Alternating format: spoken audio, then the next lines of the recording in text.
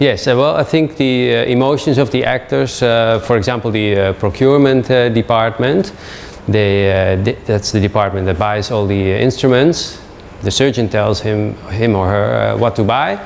And I think one of the emotions that the people from the procurement department can have is that they are complicit in buying a lot of disposables. And you know, if you look at yourself at home, you try not to use disposables or as less as possible because they are very polluting. So that might be something for an emotion of the procurement department. Another thing is, if we look at all the instruments that are on the nets, we need a lot of instruments on the trays that are not used all the time. So this means we have to, there's a large amount of money spent on instruments we don't use a lot. And this could be a pressure on the budget of the procurement department. Well, next, the scrub nurses. I think the scrub nurses, like everybody working in the operation theater, they don't like to use a lot of disposables. In the last 10-15 years, we've turned from reusables to disposables a lot. So this means daily there's a lot of garbage, a lot of waste here.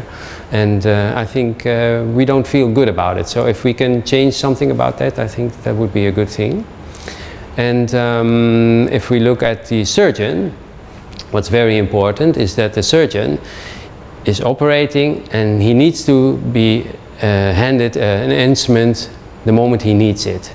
So, and that's the other part of the dilemma actually. So all the instruments have to be there that he needs so he can continue with the operation and doesn't have to wait 5 or 10 minutes for somebody to leave the room and get the instrument he wants. So I think that could give him frustration, but also it might be dangerous for the patient if the surgeon doesn't have the right instruments at the right time.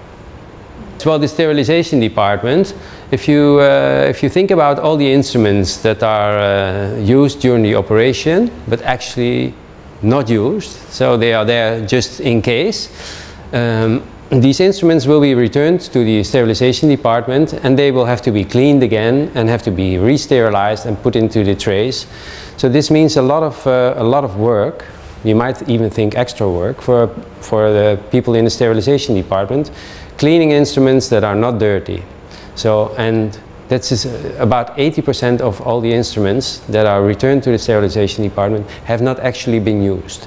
So that's a lot of work. That's, yeah, you might feel is a little bit too much.